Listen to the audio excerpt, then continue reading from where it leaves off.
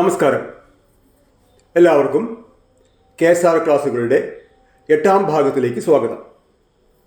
ഇന്ന് സസ്പെൻഷൻ എന്ന പോർഷനെ കുറിച്ചാണ് ഡിസ്കസ് ചെയ്യുന്നത്. സസ്പെൻഷൻ ധാരാളം കേട്ടുപരിചയമുള്ളൊരു വാക്കാണ് സസ്പെൻഷൻ എന്നുള്ളത്. ഒരു ഓഫീസർ എന്തെങ്കിലും അലിഗേഷൻസ്, ഒരു ഓഫീസർക്കെതിരെ എന്തെങ്കിലും ആരോപണങ്ങൾ ഉയരുമ്പോൾ ആ ആരോപണങ്ങൾക്ക് എന്തെങ്കിലും ബേസ് ഉണ്ട് എന്ന് അതോറിറ്റിക്ക് തോന്നുകയാണെങ്കിൽ ആ ഓഫീസറെ മേ ബി പ്ലേസ്ഡ് അണ്ടർ സസ്പെൻഷനിൽ നിർത്താം. അദ്ദേഹത്തിന് പ്രഥമദൃഷ്ട്യാ എന്തെങ്കിലും കഴമ്പുണ്ട് എന്ന് തോന്നുകയാണെങ്കിൽ, ഇനി അതല്ല കയ്യോടെ എന്തെങ്കിലും കുറ്റകൃത്യങ്ങൾ പിടിച്ച് അത് കയ്യോടെ പിടിക്കപ്പെടുകയാണെങ്കിൽ അപ്പോഴൊക്കെ ഒരു ഉദ്യോഗസ്ഥനെ സസ്പെൻഷനിൽ നിർത്താം. ഇതുമായി ബന്ധപ്പെട്ട് നമ്മൾ മനസ്സിലാക്കേണ്ട പ്രധാനപ്പെട്ട ഒരു കാര്യം, who is the authority to suspend an officer എന്ന്. പലപ്പോഴും ചോദിക്കപ്പെട്ട ഒരു ക്വസ്റ്റ്യൻ ആണ്, who is the authority to suspend an officer? Appointing അതോറിറ്റിയാണ്. ഓഫീസറെ ഗവൺമെന്റ് സർവീസിൽ പ്രവേശിപ്പിച്ച അതോറിറ്റി ആരാണോ, that authority is the competent authority to suspend an officer. അപ്പോൾ ഈ സസ്പെൻഷൻ എന്നുള്ളത് മനസ്സിലാക്കേണ്ട മറ്റൊരു കാര്യം, suspension is not a punishment എന്നാണ് നമ്മൾ പറയുക. സസ്പെൻഷൻ എന്ന് പറഞ്ഞാൽ അതൊരു പണിഷ്മെന്റ് അല്ല, ശിക്ഷയല്ല. ശിക്ഷയിലേക്ക് നീളാവുന്ന ഒരു കാലഘട്ടം ആണ് സസ്പെൻഷൻ. അദ്ദേഹത്തിനെതിരെ ചില ആരോപണങ്ങൾ വന്നു. ആ ആരോപണങ്ങളെക്കുറിച്ച് അന്വേഷിക്കണം. അന്വേഷണ കാലഘട്ടത്തിൽ അദ്ദേഹത്തിൻ്റെ പ്രസൻസ് ഈ ഓഫീസിലോ ഡിപ്പാർട്ട്മെൻറ്റിലോ ഉണ്ടാവുന്നത് നല്ലതല്ല എന്ന ഒരു മുൻവിധിയോടുകൂടിയാണ് ഒരു ഓഫീസറെ സസ്പെൻഡ് ചെയ്യുക. അപ്പോൾ അങ്ങനെ സസ്പെൻഡ് ചെയ്യുന്ന ഒരു ഓഫീസറുടെ കാര്യങ്ങളെക്കുറിച്ചാണ്, സസ്പെൻഡ് ചെയ്യപ്പെടുന്ന ഒരു ഓഫീസറുടെ കാര്യങ്ങളെക്കുറിച്ചാണ് ഇവിടെ നമ്മൾ വിശദീകരിക്കാൻ പോകുന്നത്. അപ്പോൾ ഇതിൽ പറയുന്ന പ്രധാനപ്പെട്ട ഒരു point, who is the competent authority? പലപ്പോഴും ചോദിച്ചതാണ്. കോമ്പീറ്റന്റ് അതോറിറ്റി അപ്പോയിന്റിംഗ് അതോറിറ്റിയാണ്. ഒരു ഓഫീസറെ സസ്പെൻഡ് ചെയ്യാനുള്ള അധികാരമുള്ളത് അപ്പോയിന്റിംഗ് അതോറിറ്റിക്കാണ്. ഇനി if an officer is under orders of suspension, he is eligible for a monthly allowance. Suspension ഓഫീസർക്ക് ഒരു മന്ത്ലി അലവൻസ് കിട്ടും. And it is called as subsistence allowance. അതിനെക്കുറിച്ചാണ് ആദ്യം പറയുന്നത്, സബ്സിസ്റ്റൻസ് അലവൻസ് എന്താണ്. അതിന് ചോദ്യം ഒരു വർഷം ക്വസ്റ്റ്യൻ ഇങ്ങനെ ചോദിച്ചിരുന്നു, an officer is drawing a monthly remuneration which is neither duty pay or leave salary, then it is categorized as എന്ന് പറഞ്ഞിട്ട് 4 ഓപ്ഷൻസ് ഉണ്ടാവും. എന്താണ്? ഒരു ഓഫീസർ ഒരു മന്ത്ലി റെമ്യൂണറേഷൻ വാങ്ങിക്കുന്നുണ്ട്, പക്ഷെ അത് ഡ്യൂട്ടി പേ അല്ല, ജോലിക്ക് പോയതിൻ്റെ ഫലമായിട്ട് ലഭിച്ചതല്ല. എന്നാൽ ലീവ് എടുത്ത് വീട്ടിലിരുന്നാൽ ഫലമായിട്ട് ലഭിച്ച ലീവ് സാലറിയുമല്ല, ജോലിക്കും പോയിട്ടില്ല ലീവിലുമല്ല. ദെൻ ദാറ്റ് റെമ്യൂണറേഷൻ, അപ്പോൾ അത് സബ്സിസ്റ്റൻസ് അലവൻസ് ആണ്. That means the officer was under suspension. ആ പീരീഡിലാണ് ഈ സബ്സിസ്റ്റൻസ് അലവൻസ് ലഭിക്കുക. It is neither duty pay nor it is any leave salary. But subsistence allowance is calculated as if the officer is under half pay leave. അതാണ് subsistence allowance എങ്ങനെയാണ് calculate ചെയ്യുക എന്ന് ചോദിച്ചാൽ, it is calculated as if the officer is under half pay leave. Half pay ലീവിലാവുമ്പോൾ എങ്ങനെയാണോ half pay leave salary കണ്ടുപിടിക്കുക, ആ രീതിക്കാണ് അദ്ദേഹത്തിൻ്റെ സബ്സിസ്റ്റൻസ് അലവൻസ് കാൽക്കുലേറ്റ് ചെയ്യുക. ലീവിൽ അത് വിശദമായി പഠിക്കും, എങ്കിലും ഒരു ചെറിയ കാര്യം ഇവിടെ പറയാം. സബ്സിസ്റ്റൻസ് അലവൻസ് എന്ന് പറഞ്ഞാൽ half of the pay plus full DA, and the half of the pay plus full DA shall be at least 65, minimum shall be 65% of the officer's total salary. Total salary എന്ന് പറഞ്ഞാൽ പേ plus DA. അദ്ദേഹത്തിൻ്റെ പേയും DAയും കൂടി, actual പേയും actual DAയും കൂടി add ചെയ്ത് കഴിഞ്ഞാൽ എന്ത് തുക ലഭിക്കുന്നോ അതിൻ്റെ 65% എങ്കിലും മിനിമം സബ്സിസ്റ്റൻസ് അലവൻസ് ആയിട്ട് ഒരു ഓഫീസർക്ക് നൽകണം. So minimum subsistence allowance is dash 65% of his total salary. അപ്പോൾ അങ്ങനെ ചില ഘട്ടങ്ങളിൽ എന്ന് പറഞ്ഞാൽ ബേസിക് പേ വളരെ ഉയർന്നതും DA റേറ്റ് വളരെ കുറവുമായാൽ DA റേറ്റ് വളരെ കുറവും ഇപ്പോൾ ഒരു പേ റിവിഷൻ നടന്ന ഉടനെയാണ് സസ്പെൻഷനിലായത്. അപ്പോൾ പേ റിവിഷൻ നടന്ന ഉടനെ എന്ന് പറഞ്ഞാൽ ബേസിക് പേ വളരെ കൂടുതലായിരിക്കും. അതുവരെയുള്ള DA ബേസിക് പേ ലയിപ്പിച്ച് പ്രത്യേക രീതിയിലൊക്കെ സെക്ഷൻ നടത്തി നമ്മൾ പുതിയൊരു ബേസിക് പേയിലേക്ക് എത്തിയിട്ടുണ്ടാവും. അപ്പോൾ അവിടെ ആ പേ റിവിഷൻ നടന്നതിൻ്റെ തൊട്ടടുത്ത 6 മാസങ്ങളിൽ DA വരെ 0 ആയിരിക്കും. അപ്പോൾ DA വളരെ മിനിമം ആയ കാലഘട്ടത്തിൽ ഒരു ഓഫീസർ സസ്പെൻഡ് ചെയ്യപ്പെടുകയാണെങ്കിൽ total of the pay plus DA അതിൻ്റെ 65% അത് അദ്ദേഹത്തിൻ്റെ half of the pay plus full DA എന്നതിനേക്കാൾ എപ്പോഴും കൂടുതലായിരിക്കും. അതായിരിക്കും കൂടുതൽ. ഏത് 65% ആണ് കൂടുതൽ. And when the subsistence allowance is less than this 65% of his total salary, the balanced amount will be covered as special leave salary. ചോദിച്ചിരുന്നു സ്പെഷ്യൽ ലീവ് സാലറി, ഒരു വർഷം ചോദിക്കപ്പെട്ട ക്വസ്റ്റ്യൻ ആണ്. എന്താ സ്പെഷ്യൽ ലീവ് സാലറി എന്ന് പറഞ്ഞാൽ? അത് ലീവ് എടുക്കുമ്പോൾ അങ്ങനെ തന്നെയാണ്. If an officer is taking half pay leave, if the half pay leave salary that is calculated as per the rules, when it comes less than 65% of the total salary, what would be the lesser amount? എന്താണോ കുറവ് സംഖ്യ, that will be compensated to the officer in the form of special leave allowance. അങ്ങനെ വരുമ്പോൾ നിങ്ങളുടെ salary ബില്ലിൽ ഒരു പുതിയ column കൂടി ആഡ് ചെയ്യപ്പെട്ടിട്ടുണ്ടാവും. സ്പാർക്കിൽ ബില്ലെടുക്കുമ്പോൾ അറിയാം, ഒരു പുതിയ കോളവും കൂടി രൂപപ്പെട്ടിട്ടുണ്ടാവും. അത് സ്പെഷ്യൽ ലീവ് സാലറി എന്നാണ്. Special leave salary. So what is special leave salary? അത് ലീവ് സാലറി എന്നും അങ്ങനെ ക്വസ്റ്റ്യൻ വരാം, സബ്സിസ്റ്റൻസ് അലവൻസ് എന്നും സെയിം ക്വസ്റ്റ്യൻ വരാം. ഇത്രയേ ഉള്ളൂ. സബ്സിസ്റ്റൻസ് അലവൻസ് കാൽക്കുലേറ്റ് ചെയ്ത് വരുമ്പോൾ, അഥവാ leave salary half pay leave salary calculate ചെയ്ത് വരുമ്പോൾ, if it is less than the minimum, that is less than the 65% of total salary, that difference is covered in the form of subsistence allowance. അപ്പോൾ അതാണ് subsistence അലവൻസിനെ കുറിച്ച് നമ്മൾ മനസ്സിലാക്കേണ്ട പ്രധാന കാര്യങ്ങൾ. എന്താണ് സബ്സിസ്റ്റൻസ് അലവൻസ് എന്നും എങ്ങനെയാണ് സബ്സിസ്റ്റൻസ് അലവൻസ് കാൽക്കുലേറ്റ് ചെയ്യുക എന്നുള്ളതും സ്പെഷ്യൽ ലീവ് അലവൻസ് എപ്പോഴാണ് ലഭിക്കുക എന്നുള്ളതും ഇതിൽ മനസ്സിലാക്കേണ്ട പോയിന്റ്സ് ആണ്. ഇനി ഈ സസ്പെൻഷൻ പീരിയഡിൽ ഒരു ഓഫീസർക്ക് എന്തൊക്കെ ആനുകൂല്യങ്ങൾക്ക് അർഹതയുണ്ട്, എന്തൊക്കെ ആനുകൂല്യങ്ങൾക്ക് അർഹതയില്ല? ഈ സസ്പെൻഷൻ പീരിയഡിൽ ഒരു ഓഫീസർക്ക് half of the pay plus full DA കൂടാതെ അദ്ദേഹത്തിന് HRA ഹൗസ് റെന്റ് അലവൻസും കൂടി ലഭിക്കും. എത്ര കാലം? Only for a period of 180 days, 180 ദിവസം. 6 months എന്ന് വെറുതെ നമ്മൾ മനസ്സിലാക്കാൻ വേണ്ടി പറയാം, പക്ഷെ കാൽക്കുലേറ്റ് ചെയ്യുമ്പോൾ അത് 6 months അല്ല, 180 days ആണ്. അങ്ങനെ തന്നെ കണക്കാക്കണം. 180 days from the date of suspension. 180 days എന്ന് എക്സ്പയറി ആവുന്നോ അതിൻ്റെ നെക്സ്റ്റ് ഡേ തൊട്ട് he is not eligible for എന്ത് HRA house rent allowance eligibility ഇല്ല. അതും കൂടി അപ്പോൾ അതും ചിലപ്പോൾ ചോദിച്ചിട്ടുണ്ട്, എത്ര കാലം വരെ an officer is under suspension from ഒരു ഡേറ്റ് പറയും, and he is eligible for his house rent allowance till എന്ന് കൊണ്ട് 4 ഓപ്ഷൻസ് ഉണ്ടാവും. അപ്പോൾ എന്നാണോ സസ്പെൻഷൻ പീരിയഡ് ഡേറ്റ് തൊട്ട് 180 days കംപ്ലീറ്റഡ് ആവുന്നത്, അതിന് നെക്സ്റ്റ് ഡേ തൊട്ടിട്ട് അദ്ദേഹത്തിന് അദ്ദേഹത്തിന് HRA ലഭിക്കില്ല. അപ്പോൾ അതും സ്പെഷ്യൽ ലീവ് അലവൻസുമായി ബന്ധപ്പെട്ട് മനസ്സിലാക്കേണ്ട കാര്യമാണ്. ഇനി നമുക്ക് ഈ സസ്പെൻഷൻ പീരിയഡിൽ എന്തൊക്കെയാണ് എലിജിബിലിറ്റി ഇല്ലാത്ത എന്തൊക്കെയാണ്? ആദ്യം നമുക്ക് എലിജിബിലിറ്റി ഇല്ലാത്ത എന്തൊക്കെയാണെന്ന് നോക്കുക. ഇൻക്രിമെൻസിന് എലിജിബിലിറ്റി ഇല്ല. എന്താ അത്? ഇപ്പോൾ 1/7 ഒരു മാസം, 7ാം മാസം 1-ാം തീയതി അല്ലെങ്കിൽ 7ാം മാസത്തിൽ ഏതെങ്കിലും ഒരു ദിവസം വെച്ചിട്ട് അത് ഒരു ഓഫീസറെ സസ്പെൻഡ് ചെയ്തു. നെക്സ്റ്റ് മന്തിൽ അദ്ദേഹത്തിന് ഇൻക്രിമെന്റ് ഡേറ്റ് 1/8 അദ്ദേഹത്തിന് ഇൻക്രിമെന്റ് ഡേറ്റ് ആയിരുന്നു. 1/8 ആനുവൽ ഇൻക്രിമെന്റ് ലഭിക്കണം. എല്ലാ വർഷവും 1/8 അദ്ദേഹത്തിന്റെ ആനുവൽ ഇൻക്രിമെന്റ് ഡേറ്റ്. 7ാം മാസത്തിലെ ഒരു ദിവസം അദ്ദേഹം സസ്പെൻഷനായപ്പോൾ അപ്പോൾ എന്താണോ ബേസിക് പേ അതിൻ്റെ ഹാഫ്, DA അത് ഫുള്ള്, HRA 6 മാസത്തേക്ക് മാത്രം. അങ്ങനെ കാൽക്കുലേറ്റ് ചെയ്തിട്ടാണ് അദ്ദേഹത്തിൻ്റെ സബ്സിസ്റ്റൻസ് അലവൻസ് ഫിക്സ് ചെയ്യുക. നെക്സ്റ്റ് മന്തിൽ അദ്ദേഹത്തിന് ഇൻക്രിമെൻറ്റാണ്, 1/8 അദ്ദേഹത്തിന് ഇൻക്രിമെൻറ്റാണ്. അങ്ങനെയും ക്വസ്റ്റ്യൻസ് ഒരുപാടുണ്ട്. അങ്ങനെയും ഒരു ക്വസ്റ്റ്യൻ വന്നില്ല. Officers whose increment date is 1/8/2020 and he fell under suspension from 28/7/2020 2020.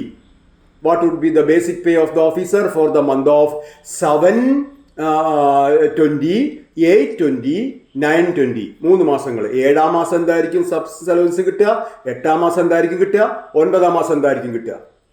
അങ്ങനെ ചോദിച്ചിരുന്ന വർഷം ഒന്നുമില്ല. സസ്പെൻഡ് ചെയ്യപ്പെടുന്ന ആ മാസം എന്തായിരുന്നോ ബേസിക് പേ, അത് വെച്ചാണ് അദ്ദേഹത്തിന്റെ സബ്സിസ്റ്റൻസ് അലവൻസ് കാൽക്കുലേറ്റ് ചെയ്യുള്ളൂ. നെക്സ്റ്റ് മന്തിൽ ഇൻക്രിമെന്റ് വന്നാലും officer under suspension is not eligible for such increments. ഇനി പ്രൊമോഷൻ ഇതുപോലെ തന്നെയാണ്. അതേ ഒരു പ്രൊമോഷൻ അത് എന്താണ്, ഒരു അണ്ടർ ഓർഡേഴ്സോ പ്രൊമോഷൻ ആവാൻ കാത്തു നിൽക്കുകയാണ്. 1 മാസം കഴിഞ്ഞാൽ പ്രൊമോഷൻ വരേണ്ടതായിരുന്നു. പക്ഷെ അതിന്റെ മുന്നേ സസ്പെൻഷനിലായി. കൂടെയുള്ള കേഡറിലുള്ള കുറച്ച് പേര് പ്രൊമോഷൻ ആവും ചെയ്തു. അദ്ദേഹം സസ്പെൻഷനിലായ കാരണം അദ്ദേഹത്തിന് പ്രൊമോഷൻ ലഭിക്കില്ല. അപ്പോൾ പ്രൊമോഷന് എലിജിബിലിറ്റി ഇല്ല. പേ റിവിഷൻ, പുതിയൊരു പേ റിവിഷൻ ഇൻട്രൊഡ്യൂസ് ചെയ്യപ്പെടാൻ പോവുകയാണ്. അതിൻ്റെ 2 മാസം മുന്നെയാണ് ഇദ്ദേഹം സസ്പെൻഷനിലായത്. 2 മാസം കഴിഞ്ഞാൽ അല്ലെങ്കിൽ അടുത്ത മാസം പുതിയ പേ റിവിഷൻ ഇംപ്ലിമെന്റ് ചെയ്യുകയാണ്. ഇദ്ദേഹത്തിന് ആ പുതിയ പേ റിവിഷനിലേക്ക് കയറാൻ പറ്റില്ല. സസ്പെൻഷനിലാണല്ലോ, പുതിയ പേ റിവിഷനിലേക്ക് കയറാൻ പറ്റില്ല. അപ്പോൾ അത് വെച്ചിട്ടൊരു ക്വസ്റ്റ്യൻ വന്നിരുന്നു പ്രാവശ്യം. പുതിയ പേ റിവിഷനിലേക്ക് കയറാൻ പറ്റില്ലെങ്കിലും പേ റിവിഷനിൽ ഓപ്ഷൻ കൊടുക്കേണ്ട ഡേറ്റ്, ആ ഡേറ്റ് കഴിയുന്നവരെ അദ്ദേഹത്തിന്റെ സസ്പെൻഷൻ പിൻവലിച്ചില്ല എന്നുണ്ടെങ്കിൽ അദ്ദേഹത്തിന് ഓപ്ഷൻ സബ്മിറ്റ് ചെയ്യാം. 1 വർഷം ചോദിച്ച ക്വസ്റ്റ്യൻ ആണ്. അദ്ദേഹത്തിന് ഓപ്ഷൻ സബ്മിറ്റ് ചെയ്യാം. എപ്പോ? സസ്പെൻഷനിലാണ്. അപ്പോഴാണ് പേ റിവിഷൻ വന്നത്.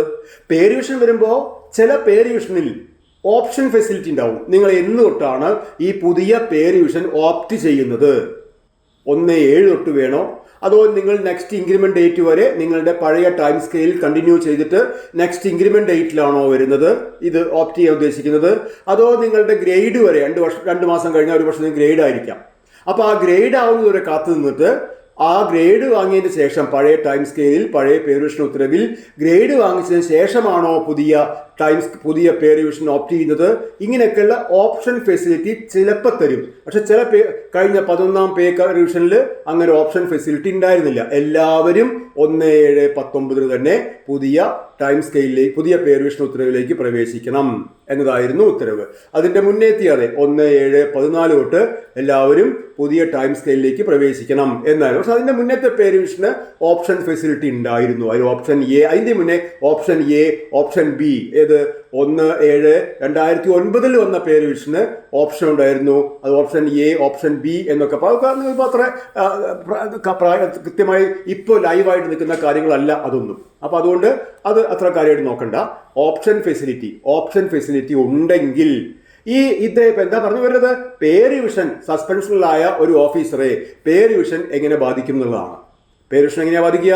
ഇദ്ദേഹത്തിന് സസ്പെൻഷൻ പീരീഡ് കഴിയുന്നത് വരെ പേ റിവിഷൻ നടത്തി പുതിയ പേ സ്കെയിലിലേക്ക് വരാൻ പറ്റില്ല. പക്ഷെ ചെയ്യാൻ പറ്റുന്ന ഒരു കാര്യം, ഹി ക്യാൻ എന്ത് ചെയ്യാം? ഓപ്റ്റ് ഹിസ് ഓപ്ഷൻ അദ്ദേഹത്തിന് കംപ്ലീറ്റ് ചെയ്യാം. കംപ്ലീറ്റ് ഹിസ് ഓപ്ഷൻ എന്ന് പറഞ്ഞാൽ ഏത് ഡേറ്റിലാണ് അദ്ദേഹം ഈ പുതിയ പേ റിവിഷനിലേക്ക് വരാൻ ഉദ്ദേശിക്കുന്നത് എന്ന് അതിന് ടൈം കൊടുക്കും. 1 മാസത്തിന് പേ റിവിഷന്റെ from the date of order, 1 month from the date of order, അങ്ങനെയൊക്കെ പറയും. അല്ലെങ്കിൽ 3 months എന്നൊക്കെ പറയും. അപ്പോൾ ആ പറഞ്ഞ ഡേറ്റിന് അകം ഇദ്ദേഹത്തിന്റെ സസ്പെൻഷൻ പിൻവലിച്ചില്ല എന്നുണ്ടെങ്കിൽ മേലധികാരിക്ക് അദ്ദേഹത്തിന്റെ ഓപ്ഷൻ എഴുതി വാങ്ങാം. അത് എപ്പോഴേ ഇംപ്ലിമെന്റ് ചെയ്യുള്ളൂ?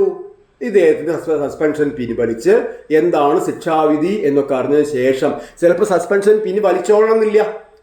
അദ്ദേഹത്തിന്റെ കുറ്റകൃത്യത്തിന്റെ ഇന്റൻസിറ്റി ആണ് ചിലപ്പോൾ ടെർമിനേഷൻ വരെ പോകാം. അതുകൊണ്ടാണ് ഇപ്പോൾ അതും ചെയ്യാത്തത്. എന്താണ് വരാൻ പോകുന്നത് എന്ന് അറിയില്ല. ഈ സസ്പെൻഡഡ് ഓഫീസറുടെ ഫ്യൂച്ചർ എന്താകും എന്ന് അറിയില്ല. അതുകൊണ്ടാണ് സസ്പെൻഷൻ ഉത്തരവ് പിൻവലിച്ചതിന് ശേഷം മാത്രമേ അദ്ദേഹത്തിന്റെ ആ ഓപ്ഷൻ സ്റ്റേറ്റ്മെന്റ് നമ്മൾ പരിഗണിക്കുള്ളൂ. അപ്പോൾ അദ്ദേഹത്തിന് പേ റിവിഷൻ വന്നാൽ ഓപ്ഷൻ നടത്താം എന്നല്ലാതെ പുതിയ ടൈം സ്കെയിലിലേക്ക് പോകാൻ പറ്റില്ല. പിന്നെ പേ ആൻഡ് അലവൻസസ്, നമുക്കറിയാലോ. പേ ആൻഡ് അലവൻസസ് അല്ല കിട്ടുന്നത്, അദ്ദേഹത്തിന് ലഭിക്കുന്നത്. ഇപ്പോൾ പേ ആൻഡ് അലവൻസ് അല്ല എന്ന് പറഞ്ഞാൽ ചില പ്രത്യേക അലവൻസുകളൊക്കെ ചില ഓഫീസർമാർക്ക് ഉണ്ടാവും, ഡ്യൂട്ടിയുമായി ബന്ധപ്പെട്ടിട്ട്. ഇപ്പോൾ PCA, PTA അങ്ങനെയൊക്കെയുള്ള സ്പെഷ്യൽ അലവൻസുകൾ വാങ്ങുന്നവരുണ്ടാവും. ആ അലവൻസുകളൊന്നും ഈ സസ്പെൻഷൻ കാലത്ത് കിട്ടില്ല. അപ്പോൾ പേ ആൻഡ് അലവൻസസ് ഇത്രയാണ് എലിജിബിൾ അല്ലാത്ത കാര്യങ്ങൾ ഏതൊക്കെയാണ്? ഇൻക്രിമെന്റിന് എലിജിബിലിറ്റി ഇല്ല, പ്രൊമോഷൻസിന് എലിജിബിലിറ്റി ഇല്ല, പേ റിവിഷനിൽ എലിജിബിലിറ്റി ഇല്ല, പിന്നെ പേ ആൻഡ് അലവൻസസിന് എലിജിബിലിറ്റി ഇല്ല. ഇതൊക്കെ അദ്ദേഹത്തിൻ്റെ നോൺ എലിജിബിലിറ്റീസ് ആണ്. പിന്നെ ചെറിയ 1-2 എലിജിബിലിറ്റീസ് ഉണ്ട്. അതെന്താ? ഡി എയിൽ വരുന്ന വർധനവ്, സസ്പെൻഷനിലാകുന്ന പീരീഡിലും ഡി എയിൽ എന്തെങ്കിലും വർധനവ് വന്നാൽ ആ ഡി എയിൽ വരുന്ന വർധനവുകൾക്ക് ഇദ്ദേഹത്തിനും എലിജിബിലിറ്റി ഉണ്ട്. പിന്നെ മെഡിക്കൽ റീഇംബേഴ്സ്മെന്റ്, ഇപ്പം മെഡിസെപ്പ് ആണ്, മെഡിക്കൽ റീഇംബേഴ്സ്മെന്റ് അഥവാ മെഡിസെപ്പ്, അതിൻ്റെ ക്ലെയിംസിന് അദ്ദേഹത്തിന് എലിജിബിലിറ്റി ഉണ്ട്. ഇത് രണ്ടുമാണ് ആകെയുള്ള eligibilities. Periodical increase in the D A and medical reimbursement. Subsistence അലവൻസും ഉണ്ട്, അത് പറഞ്ഞല്ലോ. സബ്സിസ്റ്റൻസ് അലവൻസ് മന്ത്ലി റെമ്യൂണറേഷൻ ആയിട്ട് അത് കിട്ടും. അപ്പോൾ ഇതാണ് ആകെ ഉള്ള എലിജിബിലിറ്റീസ്, സസ്പെൻഷനിലുള്ള എലിജിബിലിറ്റീസ് ആണ് ഇപ്പോൾ നമ്മൾ ഈ പറഞ്ഞതൊക്കെ. ഇനി നമ്മൾ പറയാൻ പോകുന്നത് ഈ സബ്സിസ്റ്റൻസ് അലവൻസിൻ്റെ കുറച്ചുകൂടി ഡീറ്റെയിൽസ് ആണ്. നമ്മൾ പറഞ്ഞു half of the pay plus D A, അതാണ് സബ്സിസ്റ്റൻസ് അലവൻസ് എന്ന് പറഞ്ഞത്. മിനിമം സബ്സിസ്റ്റൻസ് അലവൻസ് എത്രയാണെന്ന് ചോദിച്ചാൽ 65% of the total pay and D A എന്നും നമ്മൾ പറഞ്ഞു. പക്ഷേ ഈ സബ്സിസ്റ്റൻസ് അലവൻസിന് ഒരു മാക്സിമം ഉണ്ട്. വേണമെങ്കിൽ അതൊരിക്കലും നടപ്പാക്കാറില്ല, ചെയ്യാറില്ല. 80% വരെ സബ്സിസ്റ്റൻസ് അലവൻസ് കൊടുക്കാം എന്നൊരു റൂളിംഗ് ഒരിക്കൽ വന്നിട്ടുണ്ട്. 80% വരെ സബ്സിസ്റ്റൻസ് അലവൻസ് കൊടുക്കും. അത് ആരെ തീരുമാനിക്കുക? Who is the competent authority to suspend an officer? That competent authority can decide the percentage up to 80%.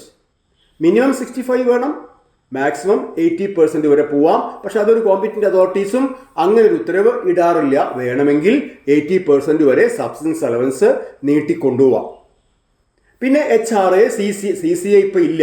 CCA ഈ 11ാം ശമ്പള കമ്മീഷനിൽ അന്നോട്ട് CCA ഒഴിവാക്കി. CCA എന്ന് പറഞ്ഞാൽ എന്തായിരുന്നു? സിറ്റി കോമ്പൻസേറ്ററി അലവൻസ് എന്ന അലവൻസ് ഉണ്ടായിരുന്നു. ഇപ്പോൾ ഒഴിവായെങ്കിലും എന്തിനാ ഇത് പഠിക്കണത്? റിട്രോസ്പെക്റ്റീവ്, മുൻകാല പ്രാബല്യം വെച്ച് എന്തെങ്കിലും ഒരു പ്രോബ്ലം നിങ്ങൾക്ക് വരികയാണെങ്കിൽ അതിൽ CCA എന്ന് കാണുകയാണെങ്കിൽ അത് 11ാം ശമ്പള കമ്മീഷൻ തൊട്ട് CCA ഇല്ല.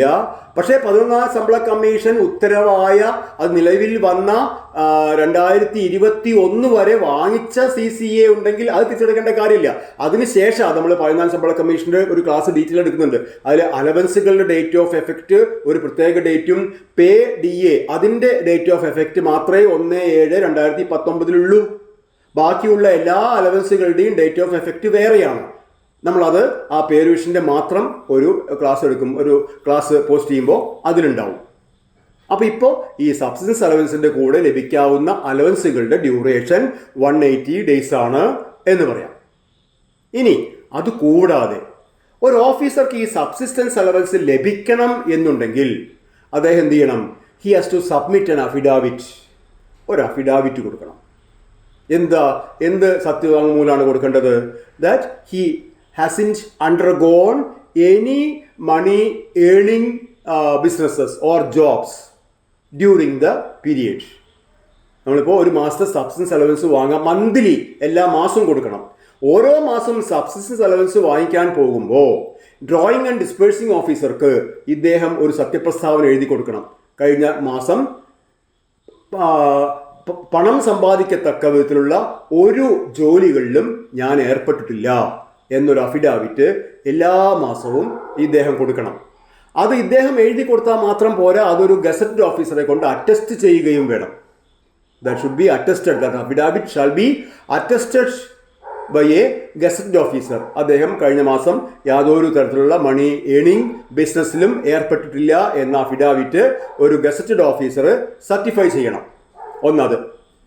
പിന്നെ ഈ സസ്പെൻഷനിലായ ഓഫീസർ തന്നെ if he himself the officer under suspension himself or herself is a gazetted officer, അവരും ഒരു ഗസറ്റഡ് ഓഫീസർ ആയിരുന്നെങ്കിൽ അപ്പോഴും ഇതേ രീതി ആവർത്തിക്കണം. That affidavit shall be certified by attested by another gazetted officer. സസ്പെൻഷനിലായത് ഒരു ഗസറ്റഡ് ഓഫീസർ ആണെങ്കിലും അത് മറ്റൊരു ഗസറ്റഡ് ഓഫീസർ അത് certify. Anyhow the affidavit shall be കാരണം ഗസറ്റഡ് ഓഫീസർ ആണെങ്കിൽ പോലും സസ്പെൻഷനിലായി കഴിഞ്ഞാൽ പിന്നെ ആ ഗസറ്റഡ് എന്ന പദവി ഇല്ല. അദ്ദേഹം നോ മോർ ആൻ ഓഫീസർ, ആ പോസ്റ്റിൽ ഇല്ല ഇപ്പോൾ. അതുകൊണ്ട് he is not at all he shall not be treated as a gazetted officer. Treat ചെയ്യാൻ പറ്റില്ല. അതുകൊണ്ട് തന്നെ മറ്റുള്ളവരെ പോലെ തന്നെ അദ്ദേഹം എന്ത് ചെയ്യണം, ഒരു ഗസറ്റ് ഓഫീസറെ കൊണ്ട് ഇത് ഇത് അറ്റസ്റ്റ് ചെയ്യിക്കണം. സാലറി നമ്മൾ ശമ്പള ബില്ലൊക്കെ gross amount of the bill, net amount of the bill എന്ന് കാണും. ഗ്രോസ് എമൗണ്ടിൽ നിന്ന് കുറേ റിക്കവറീസ് ഉണ്ടാവും. ജി പി എഫിൻ്റെ സബ്സ്ക്രിപ്ഷൻ, ജി പി എഫിൻ്റെ recovery, SLI, GIS, PLI, NPS, അങ്ങനെയുള്ള കുറേ റിക്കവറീസ് ഉണ്ടാവും. ചിലപ്പോൾ നമ്മൾ വല്ല കോപ്പറേറ്റീവ് സൊസൈറ്റികൾക്കോ അല്ലെങ്കിൽ ബാങ്കുകൾക്കോ വല്ല റിക്കവറി ഉണ്ടെങ്കിൽ അതും നമ്മൾ ശമ്പളത്തിൽ നിന്നുണ്ടാവും. എന്തൊക്കെ റിക്കവറീസ് നമുക്കുണ്ടോ അതൊക്കെ നമ്മുടെ പേ പ്ലസ് അലവൻസുകളിൽ നിന്ന് റിക്കവർ ചെയ്യും. ഈ സബ്സിസ്റ്റൻസ് അലവൻസ് വാങ്ങിക്കാൻ തുടങ്ങിയാൽ, അതായത് when officer is under suspension, ഈ റിക്കവറീസ് എങ്ങനെ നടത്തുകയാണെങ്കിൽ എങ്ങനെ നടത്തും, അതിനെക്കുറിച്ചാണ് ഇനി പറയാൻ പോകുന്നത്. ഈ റിക്കവറീസിനെ നമ്മൾ 3 ആക്കി തിരിച്ചിട്ടുണ്ട്. If an officer is under suspension, the recoveries are classified into 3. First one is mandatory recoveries. Mandatory, നിർബന്ധമായും സസ്പെൻഷനിലാണെങ്കിൽ പോലും നിർബന്ധമായും സബ്സിസ്റ്റൻസ് അലവൻസ് നിന്ന് പിരിച്ചെടുക്കേണ്ട, റിക്കവർ ചെയ്യേണ്ട കാര്യങ്ങളെയാണ് നമ്മൾ എന്ത് പറയുന്നത്, മാൻഡേറ്ററി റിക്കവറീസ് എന്ന് പറയുന്നത്. രണ്ടാമത്തത് ഓപ്ഷണൽ റിക്കവറീസ് ആണ്. ഓപ്ഷണൽ, ഈ ഓഫീസർ അണ്ടർ സസ്പെൻഷൻ അദ്ദേഹം രേഖാമൂലം ആവശ്യപ്പെടുകയാണെങ്കിൽ ആ റിക്കവറീസും നടപ്പിലാക്കാം. അതാണ് ഓപ്ഷണൽ റിക്കവറീസ് എന്ന് പറഞ്ഞാൽ. വേറെ ഒന്ന്, മൂന്നാമത്തത് never recovered should not be recovered at any cost. ഒരു കാരണവശാലും ഇദ്ദേഹം പറയുകയാണെങ്കിൽ പോലും റിക്കവറി നടത്താൻ പാടില്ലാത്ത റിക്കവറീസ് ഉണ്ട്. അതെന്താണ്? അത് അങ്ങനെ 3 തരം റിക്കവറീസ് ആണ് ഉള്ളത്. അഥവാ റിക്കവറീസിനെ ഇങ്ങനെ 3 ആയി തിരിച്ചിട്ടുണ്ട്. നമുക്ക് ഓരോന്ന് നോക്കുക. ആദ്യം മാൻഡേറ്ററി റിക്കവറീസ് ആണ്. മാൻഡേറ്ററി റിക്കവറീസ് ഏതൊക്കെ വരും? Income tax. ഇൻകം ടാക്സ് ഒരു മാൻഡേറ്ററി, നിർബന്ധമായി ഇൻകം ടാക്സ് ഉണ്ടെങ്കിൽ നിർബന്ധമായും ഇൻകം ടാക്സ് റിക്കവർ ചെയ്യണം. പിന്നെ if the officer occupies government quarters, government building as is residence, അങ്ങനെയാണെങ്കിൽ അതിന് ഹൗസ് റെന്റ് ഉണ്ടാവും. ചിലപ്പോൾ എന്തായാലും ഒരു ഗവൺമെന്റ് ഓഫീസർ ഒരു ഗവൺമെന്റ് ക്വാർട്ടേഴ്സ് ഓക്യുപ്പൈ ചെയ്തിട്ടുണ്ടെങ്കിൽ അദ്ദേഹത്തിന്റെ HRA പിന്നെ കിട്ടില്ല. ബേസിക് പേ ഒരു പ്രത്യേക സ്റ്റേജ് കഴിഞ്ഞാൽ അവിടെ ബേസിക് പേയുടെ നിശ്ചിത ശതമാനം ഹൗസ് റെന്റ് ആയിട്ട് കട്ട് ചെയ്യും. അത് ഞാൻ പറഞ്ഞില്ല, ആ കാര്യങ്ങളൊക്കെ നമ്മൾ പേ റിവിഷന്റെ ചാപ്റ്ററിൽ വിശദമായിട്ട് പറയും. അതാണ് ഓർമ്മ വയ്ക്കാൻ നല്ലത്. അപ്പോൾ അങ്ങനെ നിങ്ങളുടെ സാലറിയിൽ നിന്ന് HRA കട്ടായിക്കൊണ്ടിരിക്കുന്ന ഒരു HRA അല്ല, ഹൗസ് റെന്റ് കട്ടായിക്കൊണ്ടിരിക്കുന്ന ഒരു ഓഫീസറാണ് സസ്പെൻഷനിലായതെങ്കിൽ that house rent and allied charges അത് കട്ട് ചെയ്യണം, നിർബന്ധമായും കട്ട് ചെയ്യണം. പിന്നെ payment of loans and advances എവിടുന്ന്? From government and other cooperative societies. ഗവൺമെന്റിൽ നിന്നോ മറ്റ് കോഓപ്പറേറ്റീവ് സൊസൈറ്റികളിൽ നിന്നോ എടുത്തിട്ടുള്ള ലോണിൻ്റെ തിരിച്ചടവ്, നാഷണലൈസ്ഡ് ബാങ്കുകളിൽ നിന്നോ ഷെഡ്യൂൾഡ് ബാങ്കുകളിൽ നിന്നോ എടുത്തത് തിരിച്ചടവുണ്ടെങ്കിൽ അതിനെക്കുറിച്ച് പറഞ്ഞിട്ടില്ല. പക്ഷെ ഇത് നിർബന്ധമായി സഹകരണ സ്ഥാപനങ്ങളിൽ നിന്നും അതുപോലെ സർക്കാരിൽ നിന്നും ലോൺസ് എടുത്തിട്ടുണ്ടെങ്കിൽ ആ ലോൺസും തിരിച്ചടവിൻ്റെ ഭാഗമായിട്ട് വരണം. അതുപോലെ തന്നെ ഒരെണ്ണം കൂടിയുണ്ട്, subscription towards FBS and GIS. FBS എന്താന്ന് പറഞ്ഞാൽ ഇപ്പോൾ നിങ്ങൾക്ക് അറിയില്ല, പലർക്കും അറിയുണ്ടാവില്ല. FBS ഇപ്പോൾ ഒരു മാൻഡേറ്ററി ഫാമിലി ബെനിഫിറ്റ് സ്കീമാണത്. അത് മാൻഡേറ്ററി അല്ല, അത് വേണമെന്നില്ല, ആരും ഇപ്പോൾ ചെയ്യാറുമില്ല. അതൊരു വാനിഷിങ് സ്കീമായി പോയിരിക്കണം. GIS അങ്ങനെയല്ല, മാൻഡേറ്റ് നിർബന്ധമായിട്ടും സർവീസിൽ കയറിയാൽ ഒരു മാസത്തിനകത്ത് SLIയിലും GISയിലൊക്കെ ചേരണം എന്നാണ് ഇപ്പോഴത്തെ നിയമം. അപ്പോൾ ആ SLI പറഞ്ഞിട്ടില്ല, GISൻ്റെ റിക്കവറിയും നിർബന്ധമായും റിക്കവർ ചെയ്യണം. അപ്പോൾ ഇതൊക്കെയാണ് എന്താ പറയുക കമ്പൽസറി റിക്കവറീസ്. ഏതൊക്കെയാണ്? ഒന്ന് ഇൻകം ടാക്സ്, രണ്ടാമത്തതോ ഹൗസ് റെന്റ് വീട്ടുവാടക ആൻഡ് അലൈഡ് ചാർജസ്. പിന്നെയോ recovery of loans and advances from government and other cooperative societies, സഹകരണ സ്ഥാപനങ്ങളിൽ നിന്നും ഗവൺമെന്റിൽ നിന്നും എടുത്തിട്ടുള്ള വായ്പകളുടെ തിരിച്ചടവ്. പിന്നെയോ FBS and GIS subscriptions. All these come under mandatory recoveries. Next ആണ് optional. Optional SLI, state insurance സ്കീമിൻ്റെയാണ്, സ്റ്റേറ്റ് ലൈഫ് ഇൻഷുറൻസ് എന്ന് പറയും SLI. PLI, postal life insurance എന്ന് പറയും PLI. അതൊക്കെ ഓപ്ഷണലാണ്. ഒന്നും കൂടിയുണ്ട്, റീഫണ്ട് ഓഫ് അഡ്വാൻസ്. എവിടുന്ന്? From GPF. PF നിന്ന് ലോൺ എടുത്തിട്ടുണ്ടെങ്കിൽ അതിൻ്റെ refund of advance from GPF. അത് ഓപ്ഷനിലാണ്. ഈ സസ്പെൻഷനിലായ ഉദ്യോഗസ്ഥൻ പറയുകയാണ് അത് റിക്കവർ ചെയ്യണം എന്ന് പറയല്ല, അദ്ദേഹം അത് റിട്ടേൺ ആയിട്ട് ആവശ്യപ്പെടുകയാണെങ്കിൽ ഈ 3 റിക്കവറീസ് ഡ്രോയിങ് ആൻഡ് ഡിസ്പേഴ്സിംഗ് ഓഫീസർക്ക് നടപ്പിലാക്കാം. ഏതൊക്കെയാണ്? SLI, PLI and recovery. Only recovery towards GPF. Subscription അല്ല, തമ്മിൽ കൺഫ്യൂഷൻ ആവരുത്. സബ്സ്ക്രിപ്ഷൻ അല്ല, റിക്കവറി. നിങ്ങളുടെ മന്ത്ലി സബ്സ്ക്രിപ്ഷൻ ഉണ്ടോ? നിശ്ചയ ശതമാനം നിങ്ങൾ എല്ലാ മാസവും GPF-ലേക്ക് അടച്ചുകൊണ്ടിരിക്കുന്നുണ്ടല്ലോ, അതല്ല. നിങ്ങളെടുത്ത ലോണിൻ്റെ തിരിച്ചടവ് വേണമെങ്കിൽ നടപ്പിലാക്കാം. അത് 3 ഓപ്ഷണൽ റിക്കവറീസ്. പിന്നെ ഒരിക്കലും റിക്കവർ ചെയ്യാൻ പാടില്ല എന്ന് പറഞ്ഞത് ഏതാണ്? ഈ പറഞ്ഞ സബ്സ്ക്രിപ്ഷൻ ടുവേർഡ്സ് GPF. GPF-ലേക്കുള്ള സബ്സ്ക്രിപ്ഷൻ ഒരു കാരണവശാലും നടപ്പിലാക്കാൻ പാടില്ല, റിക്കവർ ചെയ്യാൻ പാടില്ല. ഒന്നത്. രണ്ടാമത്തത്, കോർട്ട് അറ്റാച്ച്മെൻറ്റുമായി ബന്ധപ്പെട്ട എന്തെങ്കിലും തുകകൾ ഇദ്ദേഹത്തിൻ്റെ ശമ്പളത്തിൽ നിന്ന് റിക്കവർ ചെയ്യുന്നുണ്ടെങ്കിൽ അതും ഈ സബ്സിസ്റ്റൻസ് അലവൻസ് വാങ്ങുന്ന കാലഘട്ടത്തിൽ നടപ്പാക്കേണ്ടതില്ല. അതുപോലെ ഗവൺമെന്റിലേക്ക് എന്തെങ്കിലും നഷ്ടം വരുത്തിയതിൻ്റെ തുക ഇവിടെ ഇങ്ങനെ അത് എന്താ പറയുക, മന്ത്ലി ഇൻസ്റ്റാൾമെന്റ്സ് ആക്കി കൊടുത്തിട്ടുണ്ടെങ്കിൽ അതും റിക്കവർ ചെയ്യേണ്ട കാര്യമില്ല, ചെയ്യാൻ പാടില്ല, ഒരിക്കലും ചെയ്യാൻ പാടില്ല. അപ്പോൾ ഇത് 3 never be done as recoveries. Recovery എന്ന് എനിക്ക് എടുക്കാൻ പാടില്ലാത്തതാണ് GPF സബ്സ്ക്രിപ്ഷൻ, കോർട്ട് അറ്റാച്ച്മെന്റ്, പിന്നെ ലോസ് ടു ദ ഗവൺമെന്റ്, എന്തെങ്കിലും നഷ്ടം വരുത്തിയിട്ടുണ്ടെങ്കിൽ അതിൻ്റെ റിക്കവറി. ഇതും ബാൻ ചെയ്ത റിക്കവറീസ് ആണ്. ഇതൊന്നും റിക്കവർ ചെയ്യാൻ പാടില്ല.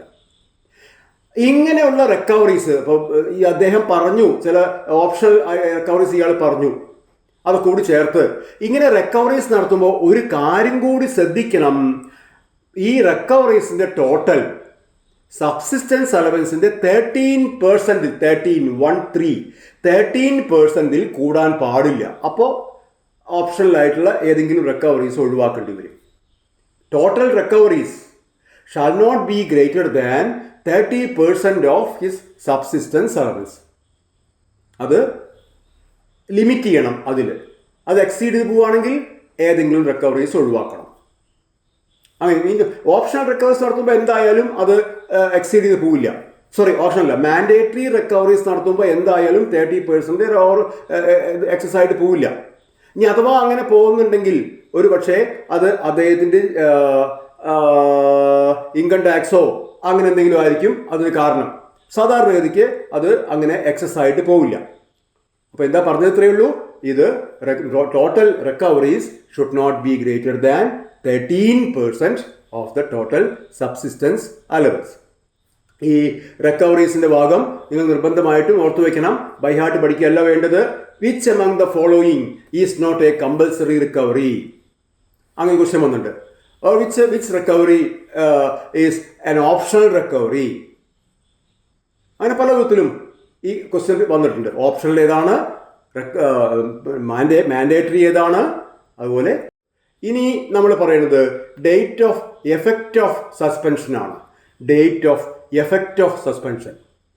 സസ്പെൻഷൻ്റെ എഫക്റ്റ് സാധാരണ നമ്മൾ വിചാരിക്കും എന്നാണ് ഉത്തരവിട്ടത്, അതാണ് ഡേറ്റ് ഓഫ് എഫക്റ്റ് എന്ന്.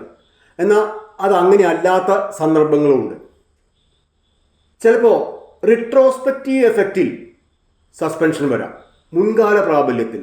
അതായത് ഓർഡർ ഇട്ട ഡേറ്റ് അല്ല, അതിൻ്റെ മുന്നത്തെ ഡേറ്റ് തൊട്ട് സസ്പെൻഷൻ ആയിന്ന് ഒരു ഡേറ്റിൽ ഓർഡർ ഇടാം. അപ്പം ഇന്നത്തെ ഡേറ്റിൽ ഒരു ഉത്തരവിറക്കാം, ഈ മാസം 1-ാം തീയതി തൊട്ട് നിങ്ങൾ സസ്പെൻഷനിലായിരുന്നു. അത് എപ്പോഴാണത്? ഒരു ഉദാഹരണം പറഞ്ഞാൽ മനസ്സിലാവും. ഒരാൾ ഒരു മാസം 1-ാം തീയതി തൊട്ട് ഓഫീസിൽ വരുന്നില്ല, അൺഓതറൈസ്ഡ് ആബ്സെൻസ് ആണ്, വരുന്നില്ല. അദ്ദേഹം ഓഫീസുമായി കോൺടാക്ട് ചെയ്യുന്നില്ല, ലീവ് ലെറ്റർ ഇല്ല, വിളിച്ച് പറയുന്നില്ല, മെയിലൊന്നും അയച്ചിട്ടില്ല. അപ്പോൾ സ്വാഭാവികമായിട്ടും ഹെഡ് ഓഫ് ദ ഓഫീസർ അദ്ദേഹത്തോട് അവൈലബിൾ വേ ഓഫ് കമ്മ്യൂണിക്കേഷൻ എന്താണോ അതിലൂടെ, ഇപ്പോൾ അവൈലബിൾ വേ ഓഫ് കമ്മ്യൂണിക്കേഷൻ എന്ന് പറഞ്ഞാൽ എല്ലാവരുടെയും മെയിൽ ID സ്പാർക്കിലുണ്ടാവും. അതിൽ അദ്ദേഹത്തോട് ആവശ്യപ്പെടണം, ഷോക്കോസ് നോട്ടീസ് കൊടുക്കണം, അൾട്ടിമേറ്റം കൊടുക്കണം, ഇങ്ങനെ ഇല്ലെങ്കിൽ ആക്ഷൻ എടുക്കും എന്ന് പറഞ്ഞ് നോട്ടീസ് കൊടുക്കണം. ഇതിനൊക്കെ അല്പം സമയം, ദിവസങ്ങളുടെ ദൈർഘ്യം വേണം. അപ്പോൾ അത് കഴിഞ്ഞിട്ടാണ് അദ്ദേഹത്തിന് നേരെ ആക്ഷൻ എടുക്കുക. ഇതിലൊന്നും അദ്ദേഹം പോസിറ്റീവായിട്ട് പ്രതികരിച്ചില്ലെങ്കിലാണ് അദ്ദേഹത്തിനെതിരെ ആക്ഷൻ എടുക്കാൻ പറ്റുള്ളൂ, അദ്ദേഹത്തെ സസ്പെൻഡ് ചെയ്യാൻ പറ്റുള്ളൂ. അത് തന്നെ സസ്പെൻഡ് ചെയ്താൽ അദ്ദേഹത്തിന് കോടതി പോവാം. അപ്പോൾ ആ ഒരു നിലപാടിൽ ഇദ്ദേഹത്തിൻ്റെ ഈ ഹെഡ് ഓഫ് ദ ഓഫീസറുടെ ഇത്തരത്തിലുള്ള ഈ കമ്മ്യൂണിക്കേഷൻസിനൊന്നും ഒരു പ്രതികരണം ഉണ്ടായില്ല എന്നുണ്ടെങ്കിൽ ആ ഫാക്ട് ഓഫ് എന്താ പറയുക, അദ്ദേഹത്തിൻ്റെ absence shall be intimated to his appointing authority. അപ്പോഴേക്കും ഇത്രയും ദിവസങ്ങൾ മാറി. പക്ഷെ എന്നാലും ആ സസ്പെൻഷൻ എന്നോട്ടാണോ ഇദ്ദേഹത്തിൻ്റെ കുറ്റകൃത്യം ആരംഭിച്ചത് അന്നോട്ടാണ് ആ സസ്പെൻഷൻ നിലവിൽ വരിക. ഇദ്ദേഹം എന്നാണോ ഈ പ്രൊലോങ്ഡ് ആബ്സൻസ്, അൺഓതറൈസ്ഡ് ആബ്സൻസ് ആരംഭിച്ചത്, ആ ഡേറ്റ് തൊട്ട് he will be placed under orders of suspension. അപ്പോൾ അതാ പറഞ്ഞ് മുൻകാല പ്രാബല്യത്തിൽ. ഇനി ഡ്യൂറിങ് LWA ഒരാൾ ലോസ് ഓഫ് പേ ലീവിൽ പോയിരിക്കുക, ലോസ് ഓഫ് ലീവിലാണ് ഇപ്പോൾ. പക്ഷേ അദ്ദേഹത്തിന് നേരെ മുന്നേ ഉണ്ടായിരുന്ന എന്തെങ്കിലും ആരോപണങ്ങൾക്ക് അതിൻ്റെ അന്വേഷണവുമായി ബന്ധപ്പെട്ട് ഇപ്പോൾ അദ്ദേഹത്തെ സസ്പെൻഡ് ചെയ്യുകയാണെങ്കിൽ LWAയിൽ പോയ ഒരാളെ ആ ലീവ് പീരീഡ് കഴിയുന്നതിൻ്റെ മുന്നേ സസ്പെൻഡ് ചെയ്യാൻ പറ്റില്ല. അഥവാ സസ്പെൻഡ് ചെയ്താലും date of effect of suspension will comments only after the expiry of his LWA. ഇതിങ്ങനെ പറയേണ്ട കാര്യം, അത് ലോജിക്കലി ചിന്തിച്ചാൽ അറിയാം. When an officer is under LWA, he is not eligible for any allowances. ഒരു അലവൻസ് സാധാരണ രീതിക്ക് ഒരു ഓഫീസർ എപ്പോഴാണ് LWAയിൽ പോവുക, ഒരു ലീവുകളും എലിജിബിൾ ലീവ് ഒന്നും കയ്യിലില്ല, ക്രെഡിറ്റിലില്ല എന്നുണ്ടെങ്കിലാണ് LWAയിൽ പോവുക. അങ്ങനെ ലീവ് വിത്തൗട്ട് അലവൻസിൽ പോയ ഒരാളെ സസ്പെൻഡ് ചെയ്താലോ, ആ ഡേറ്റ് തൊട്ടിന് സസ്പെൻഷൻ എഫക്റ്റിൽ വന്നാലോ, അന്ന് തൊട്ട് അദ്ദേഹത്തിന് എന്ത് കൊടുക്കണം? സബ്സിസ്റ്റൻസ് അലവൻസ് കൊടുക്കണം. അപ്പോൾ ഒരു അലവൻസും കൊടുക്കേണ്ടാത്ത ഒരാളെ സസ്പെൻഡ് ചെയ്ത് അദ്ദേഹത്തിന് ഒരു അലവൻസ് കൊടുക്കേണ്ട ഘട്ടത്തിലേക്ക് എത്തിക്കാൻ സർക്കാർ തയ്യാറല്ല, അതോറിറ്റി തയ്യാറല്ല. അതുകൊണ്ടാണ് LWAയിലുള്ള ഒരു ഓഫീസറെ സസ്പെൻഷനിൽ നിർത്തുകയാണെങ്കിൽ സസ്പെൻഷൻ ഉത്തരവൊക്കെ ഇടാം. ആ ഡേറ്റ്, ആ effect of suspension, date of effect of suspension will commence only after the expiry of his LWA. ഇനി അതല്ല, LWA അല്ല, ലീവ് വിത്തൗട്ട് അലവൻസിലല്ല അദ്ദേഹം, ഈ ഏൺ ലീവോ കമ്മ്യൂട്ടഡ് ലീവോ ഹാഫ് പേ ലീവോ ആണെന്നിരിക്കട്ടെ, ലീവിൽ തന്നെയാണ്, but it is not LWA, but earn leave ആവാം, commuted leave CML commuted leave ആവാം, അതല്ലെങ്കിൽ ഹാഫ് പേ ലീവ് ആവാം. അങ്ങനെയുള്ള ഏതെങ്കിലും ലീവ് പീരീഡിലാണ് അദ്ദേഹത്തിൻ്റെ സസ്പെൻഷൻ വന്നതെന്നുണ്ടെങ്കിൽ അത് ഇമ്മീഡിയറ്റ് എഫക്റ്റ് ആണ്, അന്ന് തൊട്ട് തന്നെയാണ് അതിൻ്റെ എഫക്റ്റ്. അതിൻ്റെ നെക്സ്റ്റ് ഡേ തൊട്ട്, സസ്പെൻഷൻ നിലവിൽ വന്ന ആ ഡേറ്റ് തൊട്ട് അദ്ദേഹത്തിൻ്റെ ലീവ് ഓട്ടോമാറ്റിക്കലി ക്യാൻസൽഡ്, ലീവ് ക്യാൻസലായി. From that date onwards he is under orders of suspension. അന്ന് തൊട്ട് അദ്ദേഹം സസ്പെൻഷൻ എന്നുള്ള ആ ഉത്തരവിൽ വന്നു, മറ്റേ ലീവൊക്കെ ക്യാൻസലായി. അതാണ് അതർ ദാൻ LWA. അതൊന്നും ക്വസ്റ്റ്യൻ വന്നിട്ടുണ്ട്. അതർ ദാൻ LWA ആണെങ്കിൽ സസ്പെൻഷന്റെ എഫക്റ്റ് എന്താണ്? The very same date of the order of suspension അന്നോട്ട് നിലയിൽ വന്നു. ഇനി ഇതൊന്നുമല്ല, an officer is away from his headquarters. Officer ഹെഡ്ക്വാർട്ടറിൽ നിന്ന് മാറി നിൽക്കുകയാണ്. എന്തിന്? In connection with some government purposes, official purposes. Suppose an inspection team from the finance wing Thiruvananthapuram is conducting an inspection in the district office at Kozhikode അല്ലെങ്കിൽ തൃശ്ശൂർ, ഏതെങ്കിലും ഒരു ഡിസ്ട്രിക്റ്റിലെ ഒരു ഡിപ്പാർട്ട്മെന്റിന്റെ ഹെഡ് ഓഫീസിൽ, ഡിസ്ട്രിക്ട് ഹെഡ് ഓഫീസിൽ ഫൈനാൻസ് ഡിപ്പാർട്ട്മെന്റിന്റെ ഒരു inspection team inspection നടത്തിക്കൊണ്ടിരിക്കുകയാണ്. അങ്ങനെ വരുമ്പോഴത്തെ സമയത്താണ് ആ ഇൻസ്പെക്ഷൻ ടീമിലെ ഒരു ഓഫീസറെ സസ്പെൻഷനിലാക്കുന്നത്. റീസൺസ് പലതും ആവാം, മുൻ റീസൺസ് ആവാം, അതല്ല നോക്കുന്നത്. അദ്ദേഹം ഇപ്പോൾ അദ്ദേഹത്തിന് തിരുവനന്തപുരത്ത് ഹെഡ്ക്വാർട്ടറിൽ ഇല്ല, പിന്നെ എവിടെയാ അദ്ദേഹം? ഇപ്പോൾ കോഴിക്കോടാണ്, അല്ലെങ്കിൽ മലപ്പുറത്താണ്, അല്ലെങ്കിൽ തൃശ്ശൂരാണ്. എന്തിനു വേണ്ടിയിട്ടാ? അദ്ദേഹത്തിൻ്റെ ഒഫീഷ്യൽ ഡ്യൂട്ടി ഇൻസ്പെക്ഷൻ ടീമിൻ്റെ കൂടെ വന്നതാണ്, ഒരു ഓഫീസ് ഇൻസ്പെക്ട് ചെയ്യാൻ വന്നതാണ്. അങ്ങനെയുള്ള ഒരു ഓഫീസറെ, ചുരുക്കി പറഞ്ഞാൽ when an officer is away from headquarters, എങ്ങനെ? In connection with some office purposes. അങ്ങനെയാണ് അങ്ങനെയുള്ള ദിവസത്തിലാണ്, ഒരു പീരീഡിലാണ് സസ്പെൻഷനിലാക്കുന്നതെങ്കിൽ എന്ത് ചെയ്യണം? The order of suspension shall be communicated to the officer. എങ്ങനെ? ലഭ്യമായ മാക്സിമം വേഗത്തിൽ ഉള്ള കമ്മ്യൂണിക്കേഷൻ മെത്തേഡ് എന്താണോ, the maximum possible highest possible method of communication, അങ്ങനെയാണ് അന്ന് പറഞ്ഞിട്ടുള്ളത്. പക്ഷെ ഇപ്പം അങ്ങനെയല്ല, അത് മെയിൽ ചെയ്താൽ മതിയല്ലോ, അദ്ദേഹത്തിൻ്റെ മെയിലിൽ കിട്ടി. അപ്പോൾ ലഭ്യമായ ഏറ്റവും ഉയർന്ന വേഗതയിലുള്ള കമ്മ്യൂണിക്കേഷൻ മെത്തേഡ് എന്താണോ അത് ഉപയോഗിച്ച് അദ്ദേഹത്തെ അറിയിക്കുക. ഫാസ്റ്റസ്റ്റ് പോസിബിൾ എന്നാണ്, fastest possible method of communication. The fact of suspension shall be intimated to him. എന്നിട്ടോ അത് അദ്ദേഹത്തെ റിസീവ് ചെയ്താൽ ആ ഡേറ്റോട് സസ്പെൻഷൻ ആയോ? ഇല്ല.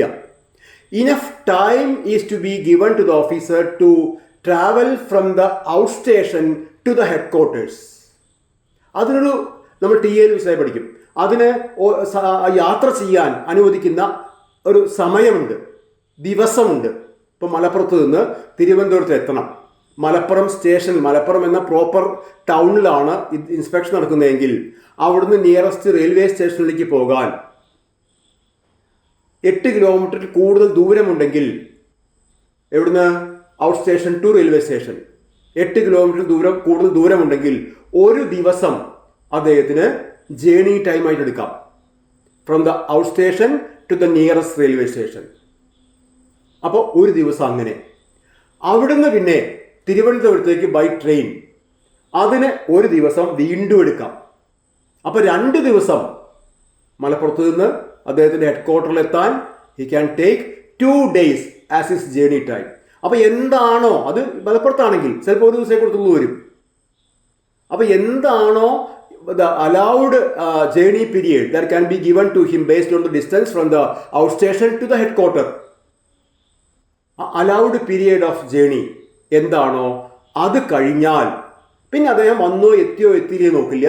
അത് കഴിഞ്ഞാൽ he shall be placed under orders of suspension. അതാണ് ഔട്ട് സ്റ്റേഷനിലുള്ള ഒരാൾക്ക്. അതിന് ക്വസ്റ്റ്യൻ വന്നിട്ടുണ്ട്. ഇതൊക്കെ പലപ്പോഴായിട്ട് ക്വസ്റ്റ്യൻ പറയാത്ത ടോപ്പിക്ക് ഞാനിതിൽ പറയുന്നില്ല. ഒരു പ്രാവശ്യം അല്ലെങ്കിൽ വേറൊരു പ്രാവശ്യമായിട്ട് ക്വസ്റ്റ്യൻസ് ചോദിക്കപ്പെട്ട ടോപ്പിക്കിലൂടെ അല്ലെങ്കിൽ ആ കാര്യങ്ങളിലൂടെ പോയിന്റുകളിലൂടെ മാത്രമേ ഞാൻ സഞ്ചരിക്കുന്നുള്ളൂ. അപ്പോൾ അതാണ് officer is away from headquarter, the order of the date of effect of suspension എങ്ങനെയാണെന്ന് വെച്ചാൽ ഇതാണ് അതിൻ്റെ രീതി. ഏത്? Enough time shall be given to the officer to return to the headquarter. Before that എന്ത് ചെയ്യണം? The fact of suspension shall be communicated to him with the available fastest means of communication.